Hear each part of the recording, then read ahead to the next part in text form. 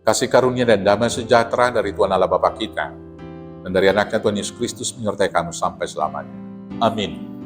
Selamat pagi saudaraku, selamat beraktivitas. Mari kita muliakan Tuhan dengan semua perbuatan baik itu. Dipandu firman Tuhan dari Kejadian 3 ayat 8. Demikianlah firman Tuhan. Ketika mereka mendengar bunyi langkah Tuhan Allah yang berjalan-jalan dalam taman itu, pada waktu hari sejuk, bersembunyilah manusia dan istrinya itu terhadap Tuhan Allah di antara pohon-pohonan dalam taman. Demikianlah firman Tuhan.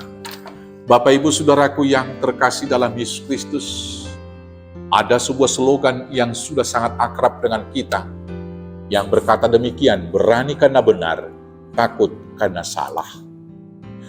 Dan hal itu adalah kebenaran dalam hidup kita.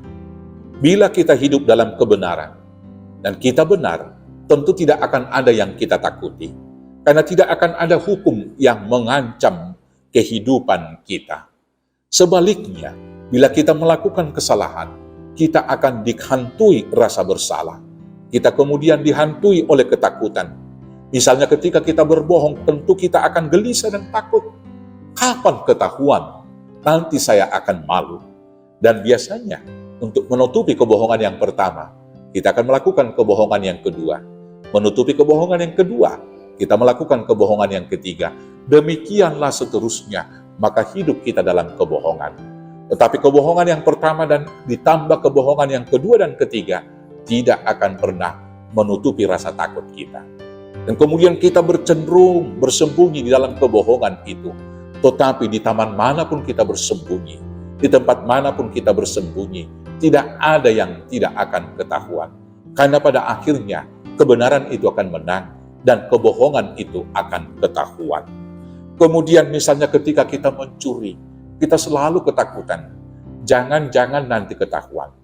Hal yang kita curi tidak akan dapat memuaskan kita, malah mendatangkan rasa takut dan kemudian tidak membawa ketentraman bagi kita.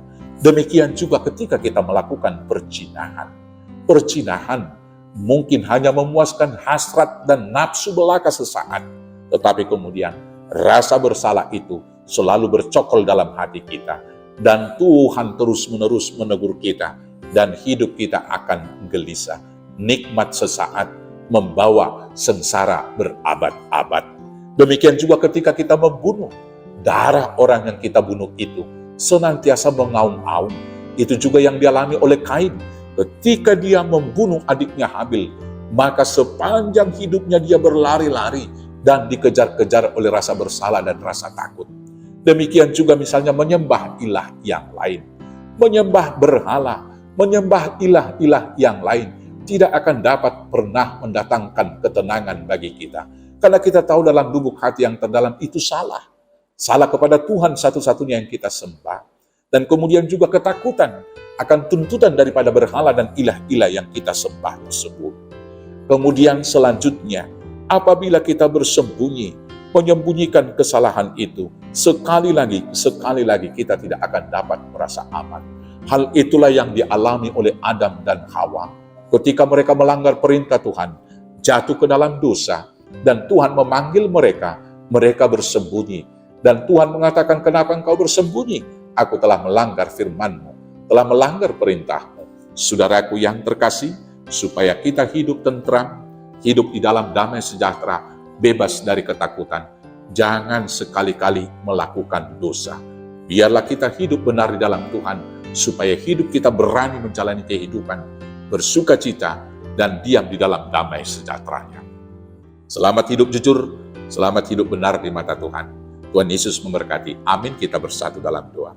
Terima kasih Bapa yang baik, kuatkan mampukan kami senantiasa hidup benar dalam Tuhan, agar kami bebas dari ketakutan. Maka teguhkan kami melakukannya, hanya dengan pertolongan Yesus Kristus, Tuhan Juru Selamat kami yang hidup.